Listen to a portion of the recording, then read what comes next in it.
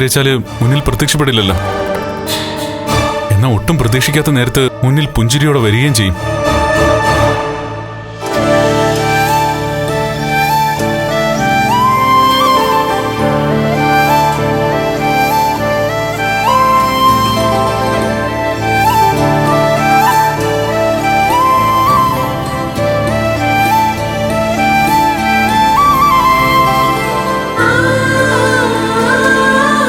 ഇവിടെ അമ്പലത്തിൽ തൊഴാനും അതോടൊപ്പം ആ സിദ്ധയെ അമ്മയെ കൂടി കാണാനാ വന്നേ. എന്നിട്ടിപ്പോ ആ അമ്മ ഇല്ല ഇവിടെ. എല്ലാം വിചിത്രമായി തോന്നുന്നു മാർക്കോ. നീ അറിഞ്ഞതാണല്ലോ കാര്യങ്ങളൊക്കെ. അതെ. എന്നാ അറിയാത്ത ചില കാര്യങ്ങൾ വന്ന് നടന്നു. അന്ന് അപകടം നടന്ന സമയത്ത് എന്റെ കയ്യിലൊരു അയ്യപ്പ വിഗ്രഹം ഉണ്ടായിരുന്നു. അപകട സമയത്ത് തെറിച്ചു വീണതാ. ആ അയ്യപ്പ വിഗ്രഹം ഇന്ന് മഹിയുടെ കയ്യിലുണ്ട്. അതേ മാർക്കോ, ഇവിടെ വെച്ച് ഞാൻ കാണാറില്ലേ ദേവി പോലൊരമ്മ, ആ അമ്മയാ എനിക്ക് അയ്യപ്പ വിഗ്രഹം തന്നത്. സാർ എന്തൊക്കെയാ സാറേ ഈ പറയുന്നേ? അതേന്നേ, അന്നത്തെ ആ അമ്മയ്ക്ക് ഒരു മാറ്റം സംഭവിച്ചിട്ടില്ല. അതേ അമ്മ തന്നെയാ ഇടയ്ക്കിടയ്ക്ക് എന്റെ മുമ്പിൽ വരുന്നത്. ദൈവചൈതന്യമുള്ള ആ അമ്മ തന്നെയാണ് മഹിയെ പലപ്പോഴും സഹായിച്ചുകൊണ്ടിരിക്കുന്നത്. രണ്ടും ഒരാൾ തന്നെയാണെന്ന് ഇനി ഏതാണ്ട് ഉറപ്പിക്കാൻ മാർക്കോ. ഒന്നും വിശ്വസിക്കാൻ പറ്റുന്നില്ല. അപകടം നടന്ന ദിവസത്തെപ്പറ്റി ഞാൻ മാർക്കോയോട് പറഞ്ഞിട്ടുണ്ടല്ലോ. അന്ന് എന്നെ സംബന്ധിച്ചിടത്തോളം ഓർക്കാൻ ഇഷ്ടപ്പെടാത്തൊരു ദിവസം. എങ്കിലും അതങ്ങനെ മറക്കാൻ പറ്റുമോ? അന്നത്തെ വേദന വർഷങ്ങളോളം നീണ്ടു. എന്നാൽ ആ വേദനയ്ക്ക് കൃത്യമായ പരിഹാരം ഭഗവാൻ കരുതി വെച്ചിട്ടുണ്ടായിരുന്നു. അങ്ങനെ എനിക്ക് കിട്ടിയ നിധിയാണ് എന്റെ ഭാര്യ. സ്വയംഭൂവായ അയ്യപ്പനാണ് സാർ ഇവിടെ ഉള്ളത്. സാർ ഇടയ്ക്കിടയ്ക്ക് ഇവിടെ ഒന്ന് പ്രാർത്ഥിക്കണം. പ്രത്യേകിച്ച് ആ അമ്മ ഈ പരിസരത്താണല്ലോ ഇരിക്കുന്നത്. ഞാൻ പറഞ്ഞല്ലോ, വലിയ തിരക്കൊന്നുമില്ല ഇവിടെ. പക്ഷേ വരേണ്ടവർ മാത്രമേ ഇവിടെ വരാറുള്ളൂ. ഇനി എന്തായാലും എനിക്ക് ഈ ക്ഷേത്രത്തെയും ആ അമ്മയെ മറക്കാൻ പറ്റില്ല. അതുപോലെ തന്നെ എന്റെ കുടുംബക്ഷേത്രത്തിൽ വെച്ചാ ആ അമ്മ എനിക്ക് ആ വിഗ്രഹം തന്നത്. പിന്നീട് അപകടം നടന്നതുകൊണ്ട് ഞാൻ വിവാഹം കഴിയുന്നവരെ കുടുംബക്ഷേത്രത്തിലേക്ക് പോയിട്ടില്ല. എന്നാ ഇനി അവിടെ സ്ഥിരമായിട്ട് പോകണം. അന്ന് എനിക്കൊരു ദശാസന്ധി ഉണ്ടായിരുന്നു. ആപത്തുകൾ ഒഴിയാത്തൊരു ദശാസന്ധി. അതാ എൻ്റെ അച്ഛനെ ബാധിച്ചത്. സത്യം പറഞ്ഞ എൻ്റെ അച്ഛൻ്റെ ജീവനെടുത്തിട്ട് എന്നെ രക്ഷിക്കുമായിരുന്നു ഭഗവാൻ ചെയ്തേ. അതിനെനിക്ക് ദൈവത്തോട് ചെറിയ അമർഷം ഉണ്ടെങ്കിലും അന്ന് പക്ഷേ ദൈവം കുറിച്ചിട്ടുണ്ടായിരുന്നു എൻ്റെ നാളെ എന്താണെന്ന്. എന്നാലും എനിക്ക് ആ അമ്മയെ ഒന്നുകൂടി കണ്ടേ മതിയാവൂ. പണമൊന്നും ആവശ്യമില്ല ആ അമ്മയ്ക്ക്. അല്ലെങ്കിൽ തന്നെ ദൈവത്തിന് എന്തിനാ പണം? അപ്പോ ആ അമ്മ ദൈവമാണെന്ന് ഉറപ്പിച്ചല്ലേ? കേട്ടിടത്തോളം മാർക്കൊക്കെ അങ്ങനെയല്ലേ തോന്നുന്നത്? അതെ, പൂർണ്ണമായിട്ടും ദൈവമായിരിക്കില്ല, പക്ഷേ ദേവി കൂടിയ ശരീരമായിരിക്കും ആ അമ്മയുടേത്. ഇടയ്ക്ക് ഹോസ്പിറ്റലിലേക്ക് വരുമോ മാർക്കോ? ഞാൻ വന്നോളാം സാറേ. മഹാലക്ഷ്മിയെ കാണുമ്പോഴൊക്കെ നന്നായിട്ട് സ്നേഹിക്ക്. സാറ് പിണങ്ങുന്നത് അത്രത്തോളം വേദനയാ മഹാലക്ഷ്മിക്ക്. ഇനി എൻ്റെ ഭാഗത്തുനിന്ന് വീഴ്ചയൊന്നും ഉണ്ടാവില്ല മാർക്കോ. ഇത് ഞങ്ങളുടെ ജീവിതത്തിലെ അവസാനത്തെ പിണക്കോ. ശരി മാർക്കോ.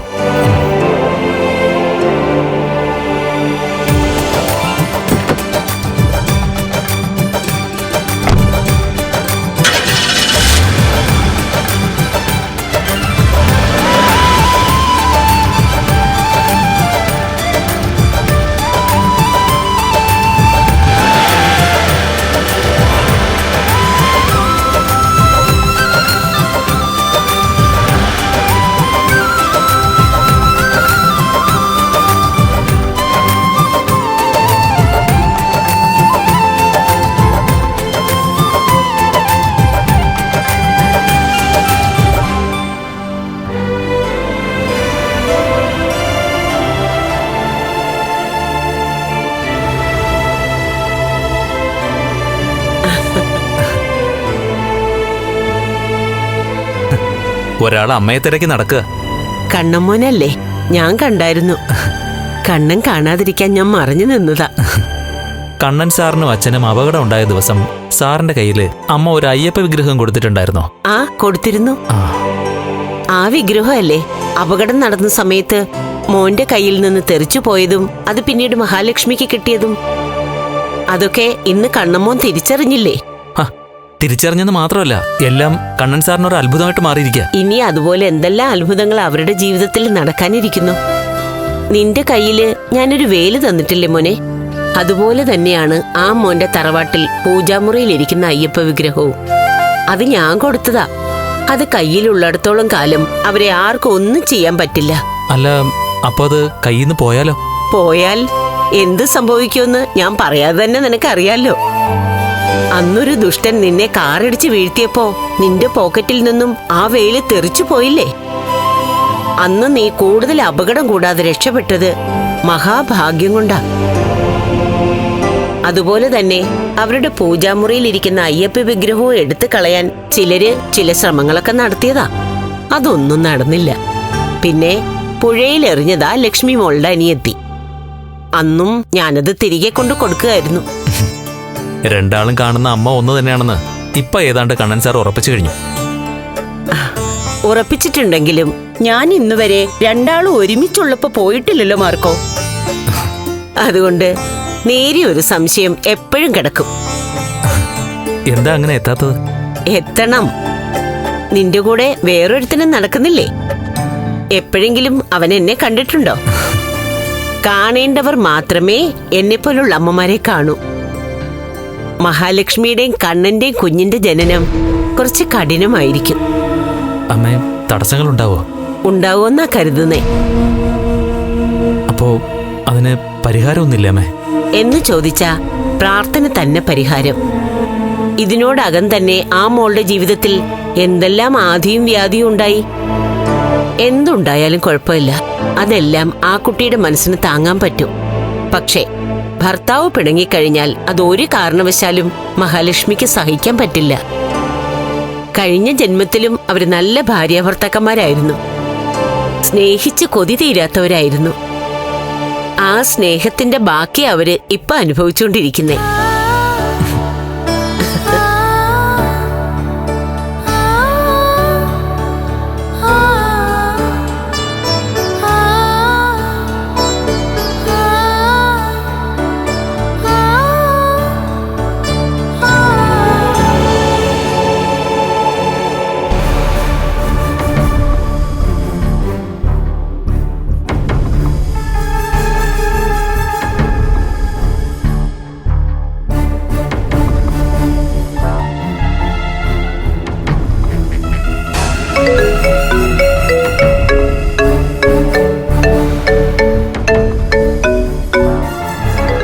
വിളിക്കുന്നത് ആ വാമദേവൻ.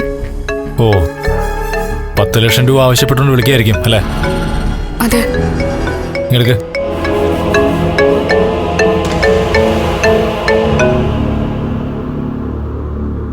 ഹലോ അങ്കിളെ. ആരാ? ഞാൻ അങ്കിളെ അനന്തു. അത് ശരി, മഹാലക്ഷ്മിയുടെ ഫോണിപ്പോ നീയാണോ അനന്തോ യൂസ് ചെയ്യുന്നത്? മഹി ഐസിയില്ല. അവക്കെന്തു പറ്റി? എന്തു പറ്റിയെന്ന് എന്നോടാണോ ചോദിക്കുന്നത്?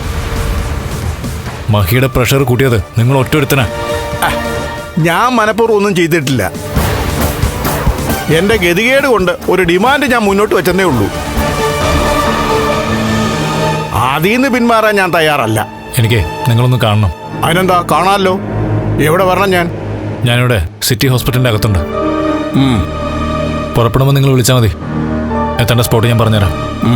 ശരി.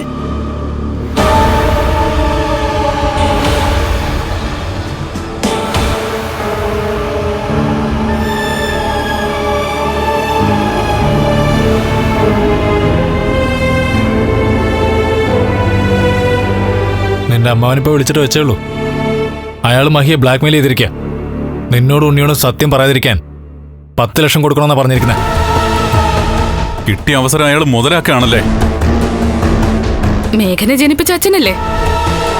അപ്പൊ പിന്നെ അതിൽ വലിയ അത്ഭുതമൊന്നും ഇല്ല കണ്ണേട്ടാ. ഞാനെന്തായാലും അയാളൊന്ന് കാണാറാ. കണ്ടിട്ട് അയാളോട് എന്താ സംസാരിക്കേണ്ടെന്ന് എനിക്കറിയാം. അവളോട് ഞാൻ പറഞ്ഞതാ ഇടയ്ക്ക് വിളിച്ചപ്പം ആരോട് ഇക്കാര്യം പറയരുതെന്ന്. എന്നിട്ട് അവള് ആ അനന്തനോട് പറഞ്ഞു. അയ്യോ, ഇനി അനന്ത് നിങ്ങളെ വിളിപ്പിക്കുന്നത് തല്ലാനായിരിക്കൂ? എടി എന്നെ തല്ലിയാലും ശരി, ഇത് ഞാൻ അങ്ങനെ വെറുതെ വിടാൻ പോകുന്നില്ല.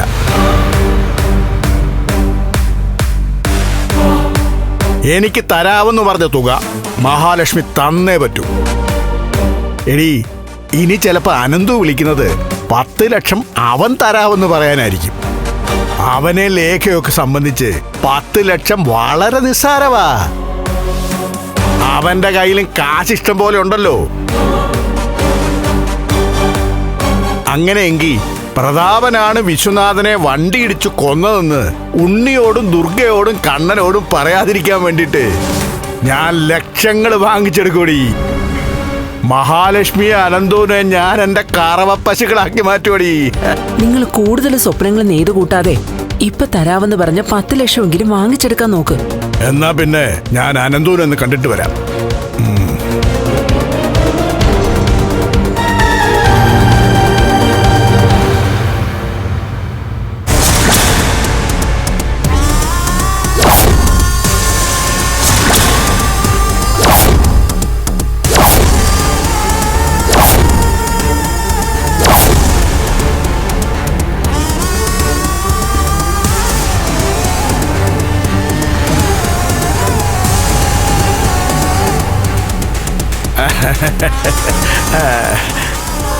അല്ല, മോളെപ്പോഴാ വന്നത്?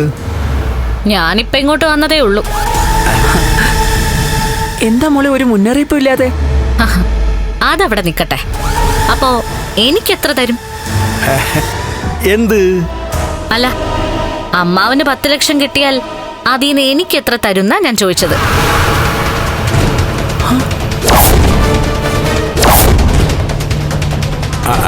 അതിന് 10 ലക്ഷം കിട്ടുമെന്ന് ആരാ പറഞ്ഞത്? അമ്മാവൻ തന്നെ. എന്റെ അച്ഛനാണ് ഉണ്ണിയേട്ടന്റെ അച്ഛനെ കൊന്നതെന്ന് പറയാതിരിക്കാൻ 10 ലക്ഷം ലക്ഷ്മിയോടും ആനന്ദവനോടും അമ്മാവൻ ആവശ്യപ്പെട്ടില്ലേ? ആ കഥയാണല്ലോ ഇപ്പൊ അമ്മായിയോട് പറഞ്ഞുകൊണ്ടിരുന്നത്. എന്റെ അച്ഛനെ കൊണ്ട് ആ കൊലപാതകം ചെയ്യിച്ചത് അമ്മാവനാ. അതിപ്പോഴും ലക്ഷ്മിക്കും അറിയില്ല, ആനന്ദവനും ലേഖയ്ക്കും ഒന്നും അറിയില്ല. കിട്ടുന്നതിൽ പകുതി എനിക്ക് തന്നില്ലെങ്കിൽ അത് അറിയിക്കേണ്ടവരെയൊക്കെ ഞാൻ അറിയിച്ചു കൊടുക്കും. മോളെ, നീ ചതിക്കരുത്. നിന്റെ അച്ഛന് കൊട്ടേഷൻ കൊടുത്തപ്പോ ഞാൻ അവൻ ആവശ്യപ്പെട്ട തുക കൊടുത്തതാ. അത് അച്ഛനല്ലേ, അതും ഞാനുമായിട്ട് ബന്ധമില്ല. എനിക്ക് കിട്ടേണ്ടത് കിട്ടണം. എന്നാ പിന്നെ നിങ്ങൾക്ക് 10 ലക്ഷം രൂപ കിട്ടുമ്പോഴേ 1 ലക്ഷം രൂപ കരണമൊക്കെ കൊടുക്ക്. അതൊന്നും പോരാ, എനിക്ക് 5 ലക്ഷം തന്നെ കിട്ടണം. മോളെ, കണ്ണിച്ചോര ഇല്ലാതെ വലിയ വലിയ തുകയൊന്നും ആവശ്യപ്പെടാതെ. ഇവിടെ ഒരുത്തന്താ മുകളിലോട്ട് നോക്കി കിടക്കുക. അവന്റെ അനിയത്തിയുടെ കല്യാണവും നടത്തണം. അതിനൊക്കെ ഉള്ള പണം എങ്ങനെയും കണ്ടെത്തണ്ടേ മോളെ? അതുപോലെയാ എന്റെയും കാര്യം. എന്റെ അച്ഛനാണ് ഉണ്ണിയേട്ടന്റെ അച്ഛനെ കൊന്നതെന്ന് അറിഞ്ഞ ഈ താലി ഉണ്ണിയേട്ടൻ തന്നെ അറുത്ത് മാറ്റും. പിന്നെ എനിക്ക് ജീവിക്കണ്ടേ? മോളെ, നിന്റെ അച്ഛൻ പണക്കാരനല്ലേ മോളെ? പണക്കാരൻ പാവപ്പെട്ടവനാവാൻ ഒരു നിമിഷം മതി അമ്മായി. എന്റെ അച്ഛൻ ജയിലിലോട്ട് പോയി കഴിഞ്ഞാ പിന്നെ കേസ് നടത്തണ്ടേ? അതിനൊക്കെ പണം വേണ്ടേ? അതുകൊണ്ട് ഈ ബിസിനസ്സിൽ അമ്മാവൻ എത്ര രൂപ കിട്ടിയാലും അതിന്റെ പകുതി എനിക്ക് കിട്ടണം. എന്നാലും നീ ഇങ്ങനെ അവസരം മുതലാക്കുമെന്ന് ഞാൻ കരുതിയില്ല മോളെ. അത് കൊള്ളാം. ഇപ്പൊ പിന്നെ അമ്മാവൻ അവസരം മുതലാക്കുന്നതോ? ശരിക്കും പറഞ്ഞ യഥാർത്ഥ കൊലയാളി അമ്മാവനാ. എന്നിട്ടാ ലക്ഷ്മിയെ നിങ്ങൾ ബ്ലാക്ക്മെയിൽ ചെയ്യുന്നത്.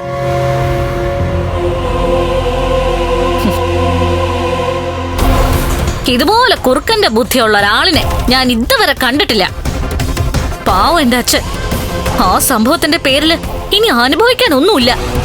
ഞാനാണെങ്കിലോ ഇപ്പൊ എല്ലാവരുടെയും മുന്നിൽ താണു നിൽക്കുക. ആ ഒരു കൊലപാതകത്തിന്റെ പേരില് ശരിക്ക് പറഞ്ഞ ഉണ്ണിയേട്ടന്റെ വീട്ടിൽ കിടന്ന് ഞാൻ ചക്രശ്വാസം വലിക്കുക. അതിനുള്ള നഷ്ടപരിഹാരമായിട്ട് ഞാൻ പറഞ്ഞ തുക എനിക്ക് കിട്ടിയേ തീരൂ. ശരി, ആദ്യം തരാവെന്ന് പറഞ്ഞ തുക കിട്ടുമോ നോക്കട്ടെ. അതൊക്കെ കിട്ടും.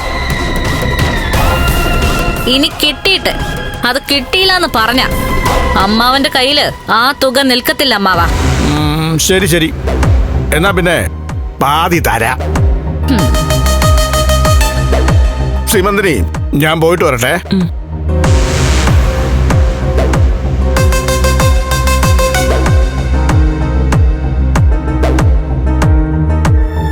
മുന്നറിയിപ്പില്ലാതെ ഞാൻ വന്നതുകൊണ്ട് ഇതൊക്കെ കേൾക്കാൻ പറ്റിയില്ലേ അമ്മായി? അവിടെ ഇരുന്നപ്പോ മനസ്സിനൊരു സുഖം തോന്നിയില്ല. അപ്പോ അമ്മായി ഒന്ന് കാണാൻ വേണ്ടിട്ടാ വന്നത്. പിന്നെ മേഘേട്ടനെ ഒന്ന് കാണണം. മേഘേട്ടന് എന്തെങ്കിലും മാറ്റം ഉണ്ടോ? ഏയ്, ഒരു മാറ്റവും ഇല്ല. ഇപ്പൊ ആര് വന്നാലും അങ്ങോട്ട് വിടുന്നില്ല. എന്നുവെച്ചാ ഒരേ കിടപ്പ് കിടന്ന് ശരീരമൊക്കെ പൊട്ടാൻ തുടങ്ങി. ആ, ഞാനൊന്ന് പോയി കണ്ടിട്ട് വരാം.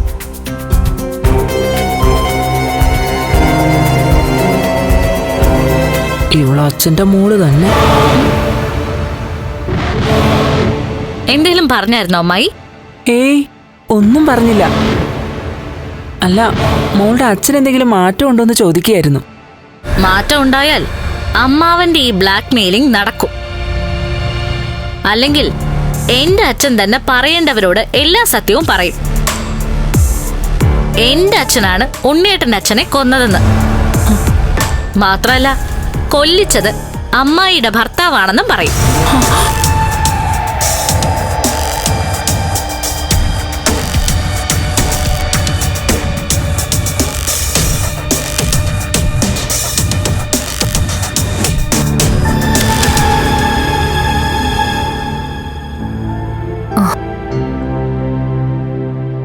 കണ്ണേട്ടൻ എത്തിയോ?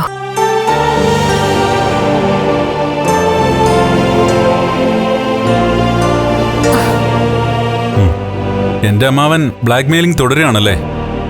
പിന്നെയും വിളിച്ചോ? വിളിച്ചു. പോയിട്ടുണ്ട് അനന്തു. കണ്ണേട്ടനോട് സത്യങ്ങൾ പറയുന്നായിരുന്നു ഭീഷണി. അതുപോലെ തന്നെ ഉണ്ണിയോടും ഉണ്ണിയുടെ അമ്മയോടും പറയാൻ സാധ്യതയുണ്ട്. ആരോട് വേണമെങ്കിലും അയാൾ കാര്യം പറഞ്ഞോട്ടെ. ഉണ്ണിയോട് പറഞ്ഞിട്ട് കരുണയുടെ ദാമ്പത്യം തകരുവാണെങ്കിൽ തകർന്നോട്ടെ. അതിനൊക്കെ എന്തിനാ നമ്മൾ വിഷമിക്കുന്നേ? എന്റെ അച്ഛനെ കൊന്നവന്റെ മോള് നല്ല നിലയിൽ ജീവിക്കണമെന്ന് എനിക്കൊരാഗ്രഹവും ഇല്ല. അയാൾക്ക് വട്ട് പിടിച്ചില്ലെങ്കിലേ അത്ഭുതമുള്ളൂ. ആൾക്കാരെന്താ നന്നാവാത്തെന്ന് മനസ്സിലാവുന്നില്ല. അന്ന് 7-ാം മാസം അവിടെ വന്ന് കരുണയുടെ അച്ഛൻ അഴിഞ്ഞാടുകയായിരുന്നു. ആ സമയത്ത് ഗത്യന്തരം ഇല്ലാതെയാ അയാളോട് നടന്നതൊക്കെ പറഞ്ഞത്. അത് പക്ഷേ അയാൾ ഇങ്ങനെ മുതലാക്കുമെന്ന് കരുതിയില്ല. ഏതായാലും ഇപ്പൊ ബ്ലാക്ക് മെയിലിംഗ് അവസാനിക്കുമല്ലോ. അനന്തു ഈ കേസ് കൈകാര്യം ചെയ്യേണ്ട രീതി തന്നെ കൈകാര്യം ചെയ്തോളും. തനിക്കിപ്പോ എങ്ങനെയുണ്ട്? ചെറിയ ക്ഷീണമുണ്ട്. അത് മെഡിസിന്റെയാ. എല്ലാം ശരിയാവും കേട്ടോ.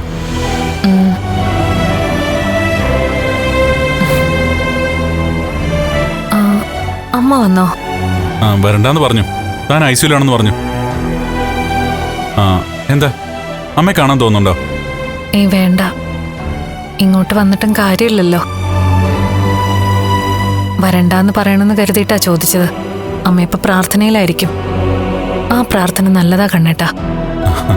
എല്ലാരും പ്രാർത്ഥനയോടെ കഴിയുന്നേ. കാരണം തന്റെയും നമ്മുടെ കുഞ്ഞിന്റെയും ജീവൻ എന്ന് പറയുന്നത് നമ്മളെപ്പോലെ തന്നെ വിലപ്പെട്ടതാണ് നമ്മളെ സ്നേഹിക്കുന്നവർക്കും.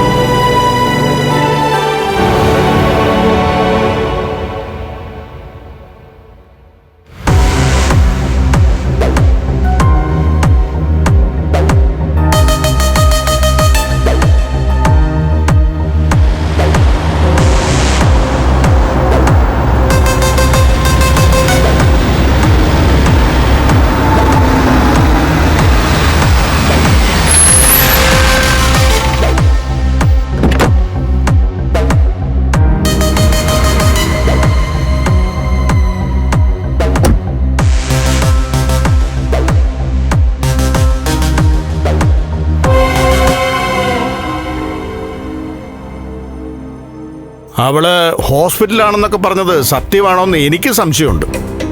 സംശയം ഉണ്ടെങ്കിലേ പോയി നോക്ക്. ഹോസ്പിറ്റലിന്റെ പേര് പറയാം. മഹിപ്പോ ഐസിയുല. കുഞ്ഞു പോയിട്ടൊന്നും ഇല്ലല്ലോ. എന്റെ അനന്തക്കുട്ട, നീ എന്നോട് ദേഷ്യപ്പെടല്ലേ? താനൊക്കെ ഒരു മനുഷ്യനാണോ? കണ്ണനെ കുറെ വിറ്റ് തിന്നില്ലേ? ഇനിയും അതൊക്കെ ഒന്ന് അവസാനിപ്പിച്ചൂടെ? എന്റെ അനന്തുമോനെ, ഞാൻ കണ്ണനെയും കണ്ണന്റെ അച്ഛനെയും ഒക്കെ സേവിച്ചിട്ടേ ഉള്ളൂ. പിന്നെ എനിക്കെന്തെങ്കിലും മെച്ചം ഉണ്ടായിട്ടുണ്ടെങ്കിൽ അതൊക്കെ എൻ്റെ അധ്വാനത്തിന്റെ ഫലമാണ്. എന്നാ നിങ്ങളൊക്കെ ഇപ്പം മഹീന്ന് വിളിക്കുന്ന മഹാലക്ഷ്മിയുടെ കാര്യമോ? അവക്ക് ലോട്ടറിയാ അടിച്ചിരിക്കുന്നേ. കണ്ണനുമായിട്ട് ഇനി ബന്ധം പിരിഞ്ഞാലും ശരി, കമ്പനിയുടെയും കണ്ണന്റെ സ്വത്തുക്കളുടെയും പകുതി അവക്ക. അതിൽ നിന്നൊരംശം മാത്രമേ ഞാൻ ചോദിച്ചിട്ടുള്ളൂ, ചെറിയൊരംശം. നിങ്ങളോട് ആ സത്യം പറഞ്ഞപ്പോഴേ എനിക്കറിയായിരുന്നു നിങ്ങളത് മുതലാക്കുന്നു. അതൊരു ചെറിയ സത്യമൊന്നും അല്ലല്ലോ. എന്റെ വിശ്വനാഥനെയാണ് ആ പ്രതാപൻ എന്ന് പറഞ്ഞ ദുഷ്ടൻ ലോറി ഇടിച്ചു കൊന്നത്. പ്രതാപനും താനൊക്കെ കണക്കാണോ? ഞാൻ തർക്കിക്കാനൊന്നും അല്ല വന്നത്. എനിക്ക് പറഞ്ഞ തുക കിട്ടണം, അല്ലെങ്കിൽ മഹാലക്ഷ്മിയുടെയും കരുണയുടെയും ഒക്കെ ജീവിതം തകരും.